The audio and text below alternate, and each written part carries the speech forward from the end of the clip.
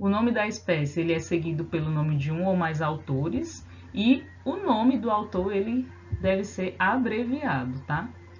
E aí o nome que vem é o nome do autor que descreveu o táxon ali pela primeira vez, né?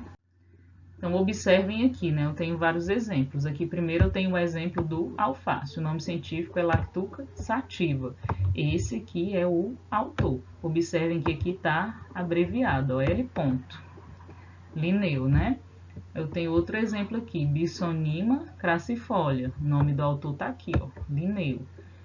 Outra espécie, o nome do autor aqui, abreviado, mais uma espécie com o nome do autor abreviado.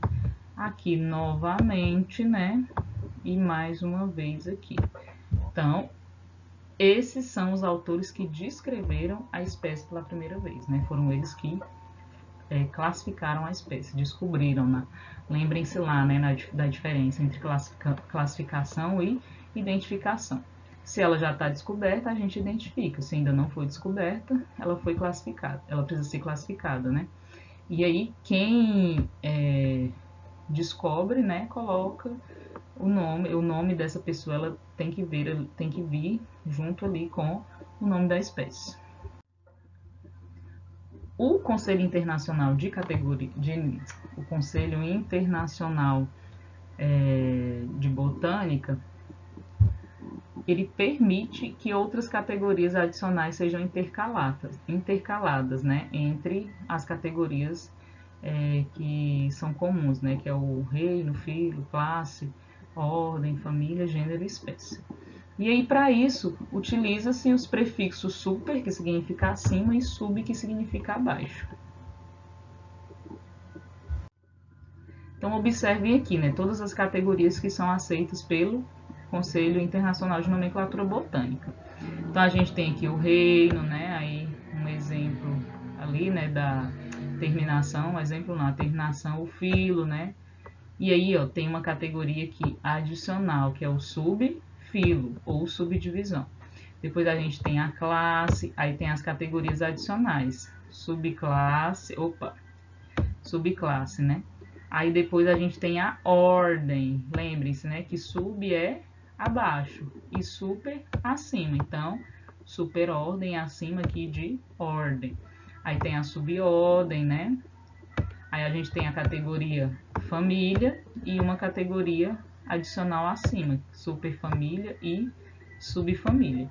E observem que na frente aqui eu tenho as terminações, né, de cada uma, né, dessas categorias adicionais. Aí tem a categoria que a gente não comentou, tem a tribo e a subtribo. Depois vem o gênero e a espécie, né, que não tem uma terminação específica. Aqui nós temos um exemplo, né, geral das categorias taxonômicas, utilizando a espécie Rosa gallica. Então, observe, né, que ela pertence ao filo Magnoliopta, classe Magnoliopsida, subclasse Rosida, ordem Rosales, subordem Rosinha, família Rosácea, subfamília Rosoídea, tribo Rósea, subtribo Rosina, gênero Rosa. E o nome da espécie, que é um nome binomial, composto pelo gênero, né, mais o epíteto específico, né, que é, nesse caso aqui, gálica. Existem categorias infraespecíficas, né, que, ou seja, ficam ali logo abaixo da espécie, né? Não é prevista pelo Código Internacional, né? E no caso é a cultivar, né? É muito utilizado, né, esse tipo de categoria. Então, essa categoria ela está relacionada, né, ou deve ser utilizada quando eu quero me referir a variedades que são cultivadas, né? Então a gente tem cultivares de soja, cultivares de feijão, cultivares de cana.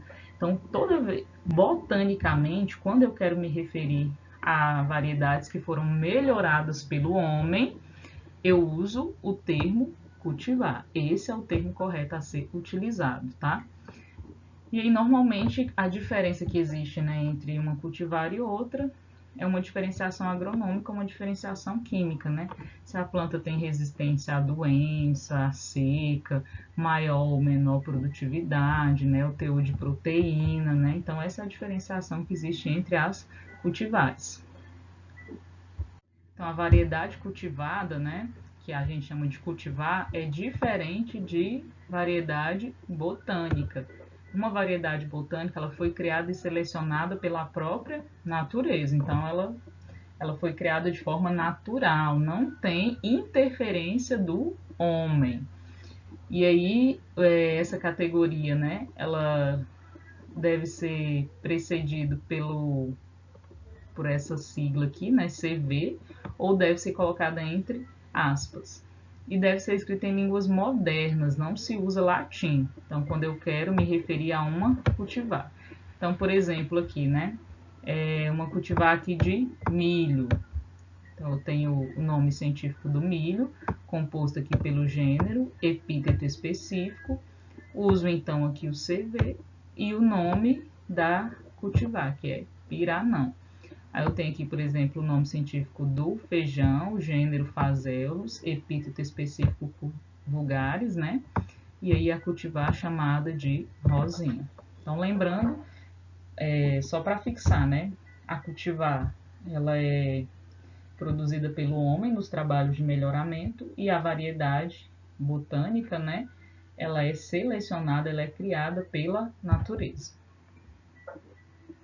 É importante a gente destacar que existem 8 famílias tradicionais cujo nome foi mantido pelo Código Internacional de Nomenclatura Botânica, né? São essas que estão destacadas aqui. A gente tem a família das compostas, composita, esse aqui é o nome antigo, o nome atual é Asterácea. Temos a família das crucíferas, cujo nome atual é Brassicácea, família das gramíneas, cujo nome atual é Epoácea, Gutífera, nome atual Clusiácea, Labiata, nome atual Lamiácea, Leguminosa, nome atual Fabácea, Palma, nome atual Arecácea, e por fim nós temos a umbelífera, que o nome atual é Apiácea. A utilização dos nomes ela é opcional, né? Pode-se usar o nome tradicional e pode utilizar o nome mais atual. As duas formas estão corretas. A questão que é importante, né, saber os dois nomes, né, quando você for ler algum trabalho, né, para você saber de quais espécies está sendo tratado ali. Bom, comentei com vocês que o nome da espécie ele tem que vir acompanhado pelo nome do autor. Então, observem aqui, né, que eu tenho aqui o gênero, né, tenho o epíteto específico e logo em seguida eu tenho o nome do autor. Aqui mais uma vez o gênero, epíteto específico, o nome da variedade, né, ele colocou aqui e logo em seguida o nome do autor. É importante destacar que só deve vir em itálico, né? Lembrando mais uma vez que o gênero e o epíteto específico eles têm que estar escritos em itálico. Então, só o nome da espécie que é itálico. O nome do autor ele tem que vir normal, tá bom? Quando tem dois autores, né, que classificaram aquela espécie, que descobriram, né, a gente coloca os dois nomes, né? Entre eles a gente pode usar et ou pode usar o e comercial. Mais de dois autores, a gente usa o termo etial, né? Que significa outros autores, né? Aqui a gente tem, né? Tillandsia, Tomentelli, o nome aqui da espécie, o nome do autor é De Luca. Então, existem mais de dois autores, então o termo é etial, que deve ser colocado. E aí, normalmente, quando os autores são botânicos muito conhecidos, o nome é abreviado, né? Então, observem aqui, né, que eu tenho o nome do autor abreviado. E aí, tem um autor que é muito conhecido, aí utiliza sua abreviação extrema, que é o caso do Linneu, né? Coloca-se somente o L ponto.